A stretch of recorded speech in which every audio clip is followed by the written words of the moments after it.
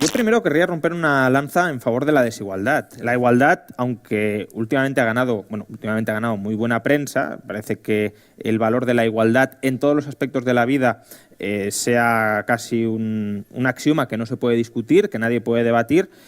Yo creo que, desde luego, existe un valor muy liberal, que es la igualdad ante la ley, la igualdad jurídica, la igualdad de las personas. Todos somos iguales en cuanto a derechos, pero la igualdad en cuanto a los resultados del proceso de la interacción social, desde luego, es algo verdaderamente desastroso y reduccionista. Y yo simplemente querría poner de manifiesto que la palabra igualdad está vinculada a otras palabras que, desde luego, no tienen ni mucho menos las connotaciones positivas que sí ha logrado la igualdad. Igualdad es sinónimo de uniformidad y de homogeneidad. En cambio, desigualdad es sinónimo de diversidad y de pluralidad. Y, por tanto, que la sociedad sea desigual en cuanto a que sea diversa, que sea plural, que sea heterogénea, que sea distinta, que cada uno, precisamente porque tenemos un proyecto vital distinto, sigamos caminos distintos, no es algo de lo que debamos preocuparnos en absoluto. Y es la voluntad del Estado de intentar que todos nos reduzcamos a un mismo valor carente de contenido lo que está moviendo, en última instancia, muchas de estas reivindicaciones de la igualdad. Sin duda, desde luego, el Estado sí está utilizando la lucha contra la desigualdad como una excusa para incrementar sus poderes. Si de lo que se trata es de reducir el proceso espontáneo de diversidad social a un mismo mínimo común denominador, es evidente que el Estado, que es una máquina coactiva, es una máquina violenta, es una máquina que vive de institucionalizar la violencia entre las personas, es el terreno adecuado para que pueda medrar, es el terreno adecuado para que pueda robarles, quitarles, arrebatarles a unas personas para dárselo a otras. Y es con esa excusa ideológica, que es una excusa ideológica típicamente socialista, en el germen del socialismo claramente está esa aspiración de la identidad igualitarista, la que está impulsando el intervencionismo estatal en gran medida en la actualidad a resultas de una crisis que desde luego ha incrementado las desigualdades, porque las crisis, que además tienen su origen en muchos casos, como esta última, en el propio intervencionismo del Estado, las crisis tienden a degenerar, por desgracia, al menos en un primer momento, en una expansión de la desigualdad. Aquí hay una anécdota, yo creo, bastante graciosa. El Instituto Juan de Mariana publicó hace un mes un informe donde demostraba que España no es uno de los países más desigualitarios de Europa, como se suele afirmar, sino uno de los más igualitarios, y mucha gente se oponía a las conclusiones del informe diciendo: ¿pero no ves que mal se vive en España en muchas partes de la sociedad? Y nosotros dijimos, es que no es incompatible. España puede ser un país pobre y un país muy igualitario. Pensar que porque un país sea muy igualitario todo el mundo tiene que vivir bien es no entender que desarrollo y desigualdad son dos magnitudes o dos variables distintas que en ocasiones pueden ir en la misma dirección. Yo creo que el caso de Suiza es muy ilustrativo dentro de Europa. Suiza es uno de los países más igualitarios de Europa antes de que el Estado meta las zarpas y es el país más rico de Europa. Por tanto, tenemos ejemplos donde efectivamente libertad e igualdad económica van de la mano, y también hay ejemplos de sociedades muy prósperas y muy desigualitarias. Por ejemplo, el caso de Singapur. En el año 1980, la renta per cápita de España y de Singapur era la misma. Por tanto, España, en principio, podría haber seguido la misma dirección de Singapur. No es que ellos partieran de una situación muchísimo mejor que era imposible alcanzarles. No, en el año 80 teníamos la misma situación.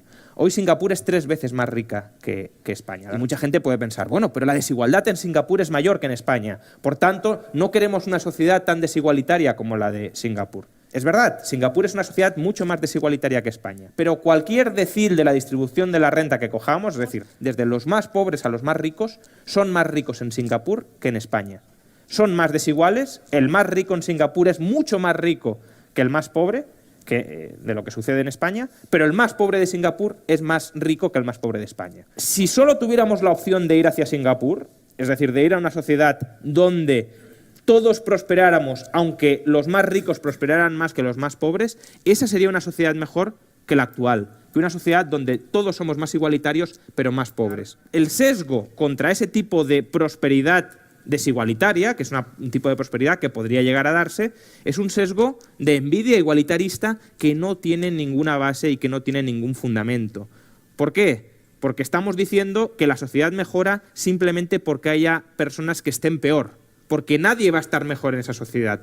Todos van a estar peor, con la única diferencia de que todos se van a ver más iguales. Es un prejuicio, un sesgo cognitivo, si lo queremos, de preferir la igualdad a la desigualdad de manera irracional. No hay ninguna racionalidad detrás de preferir una sociedad más pobre y más igualitaria a una sociedad donde todos son más ricos, no solo unos pocos, sino también los estratos más desfavorecidos, donde todos son más ricos, aunque todos sean también más desiguales. A mi juicio, la lotería es un ejemplo muy claro de por qué la desigualdad no es necesariamente mala. La lotería es un mecanismo promotor de la desigualdad. Quien gana la lotería es mucho más desigual que antes. Pero ¿por qué intuitivamente la lotería no nos parece que sea algo que tengamos que abolir, que tengamos que suprimir, algo que deba desaparecer porque tenga consecuencias sociales adversas?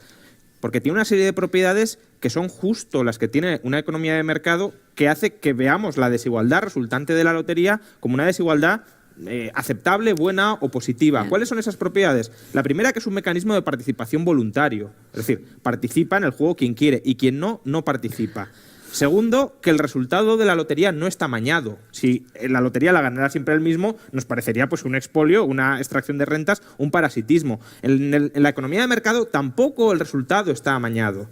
Justamente lo que quieren los ricos asentados, los que se corporativizan alrededor del Estado, es amañar ese resultado, es convertirse en élites extractivas para que siempre ellos salgan ganando a costa de los demás. Y luego, precisamente porque el resultado no está amañado y la participación es voluntaria, hay bastante movilidad social dentro de la lotería. No gana siempre el mismo la lotería, sino que la van ganando distintas personas y al ganarla cada vez es uno el rico, ¿no? Y en la economía de mercado también hay movilidad social. Pero es que la economía de mercado es un mecanismo muy superior a la lotería. ¿Por qué? La lotería es un mecanismo casi... es aleatorio de quién gana, es decir, gana simplemente por participar, simplemente por aceptar participar. En la economía de mercado no. La economía de mercado es un marco en el que participamos voluntariamente, en el que interactuamos voluntariamente, en el que cooperamos voluntariamente, un marco cuyo resultado del proceso competitivo no está amañado de entrada y un marco donde el que gana la lotería, es decir, el que prospera, es aquel que ha conseguido enriquecer más a los demás, el que ha generado mayor valor para los demás, el que ha permitido que los demás prosperen más. Por tanto, la desigualdad que pueda surgir de ese marco voluntario de interacción social es una desigualdad que en tanto en cuanto no esté condicionada, no esté atrapada, no esté manejada por el Estado, es una desigualdad que favorece el desarrollo de todo el mundo. Y es esencial que la educación vuelva a manos de la sociedad civil, porque no en vano la educación es obligatoria para nada. Es obligatoria para empezar a insertar una serie de ideas que son las que le interesan al establishment político y que no son las que le interesan al ciudadano, para que pueda prosperar y para que pueda cooperar con los demás en ese marco que es la economía de mercado, que puede ser generador de desigualdades, pero que en todo caso es un marco justo donde las desigualdades siempre van en la dirección de favorecer el bienestar y la generación de riqueza para los demás. El capitalismo, desde luego, es competencia y es también desigualdad, pero muchas veces se tiende a crear un muñeco de paja con respecto a la desigualdad y a la competencia, porque claro, si decimos capitalismo es competencia y capitalismo es desigualdad, parece que en cierta medida estamos diciendo la gente es desigual, la gente tiene que competir, por tanto aquella gente que sea mejor que la otra va a ganar en esa carrera y siempre va a estar por delante de la otra. Pero el capitalismo es competencia, evidentemente, pero también es cooperación. Y la cooperación tiene una base claramente en la desigualdad de las personas. Porque si las personas son desiguales, para complementarse y para poder alcanzar fines conjuntos, tienen que cooperar. Y una empresa es en sí mismo un dispositivo de cooperación. Un dispositivo donde se insertan personas con habilidades muy diversas, con perfiles muy diversos, con perfiles muy heterogéneos, para conjuntamente buscar las sinergias y prosperar cooperativamente, además generando bienestar para sus clientes, es decir, para los demás. Yo pienso que uno de los problemas que tenemos aquí en España, que sea liberales o no, que sea socialista o no, yo pienso que es un problema de conciencia, ¿no? Yo vengo de Haití, yo soy de Haití, me acuerdo en los años 90, estaba hablando del liberalismo. Todas las empresas estados han dicho que tenían que darlo al Estado y el Fondo Monetario Internacional estaba promoviendo esa idea. Y el gobierno haitiano que había hecho era todas las empresas haitianas al privado. ¿Y que se ha fomentado? ¿No? Más marginalidad, la pobreza, y todo pertenece solamente a uno y finalmente no ha conseguido nada, solamente se ha hecho rico 2%, 98% en la miseria, no se ha creado nada. Y otra cosa que no estaba de acuerdo, es cuando ha dicho, diciendo que desigualdad puede ser una oportunidad. No se lo creo. Porque es decir, por ejemplo, se llama una persona pobre un afortunado, y cuando no es. Entonces, mi pregunta es la siguiente. ¿No sería mejor una fiscalidad más justa, ¿no? que permitiera volver a redistribuir la riqueza en España? Si el Estado es el encargado de privatizar, el Estado está determinando gran parte del resultado que debería ser el propio proceso de mercado. Entonces, no hay que confundir privatizar con establecer un marco liberal de relaciones económicas. Yo no conozco la situación de Haití, pero tengo la sensación de que Estado de Derecho e imperio de la ley en Haití hay muy poco. De hecho, si miramos rankings de libertad económica, como el que realiza la Fundación Heritage o el Instituto Fraser, Haití está en la cola de esos rankings.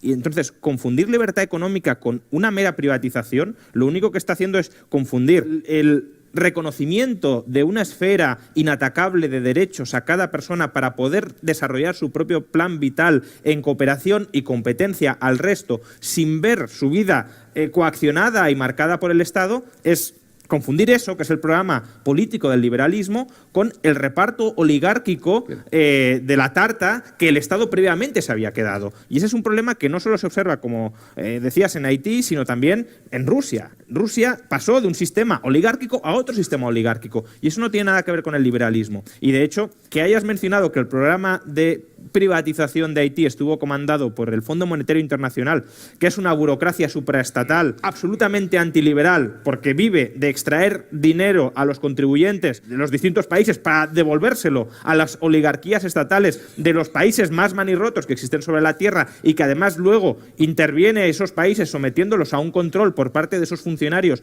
de esa autoridad supraestatal, y que además, no lo olvidemos, tienen su origen, es decir, el FMI nace de un acuerdo, de un pacto, de una negociación entre un señor que se llamaba John Maynard Keynes y otro señor que se llamaba Harry Dexter White, que posteriormente se descubrió que era un agente de la Unión Soviética infiltrado en Estados Unidos. Que ese sea el pedigrí del programa de privatizaciones de Haití me lleva a pensar que efectivamente era un programa condenado al fracaso por ser marcadamente antiliberal. Si fuera cierto, como se proclama, que la finalidad del Estado es redistribuir la renta desde los más ricos a los más pobres, ¿por qué pagamos impuestos todos? ¿Por qué no se cobra solo impuestos a los más ricos y lo que se recauda de los más ricos se les da a los más pobres? ¿Por qué nos obligan a todos a pagar impuestos? ¿Y por qué, de hecho, el grueso de los impuestos de una sociedad lo pagan las clases medias? Porque el propósito no es recaudar impuestos de los más afortunados en la sociedad para ayudar a los más desfavorecidos. El propósito es meternos a todos de cabeza en una estructura burocratizada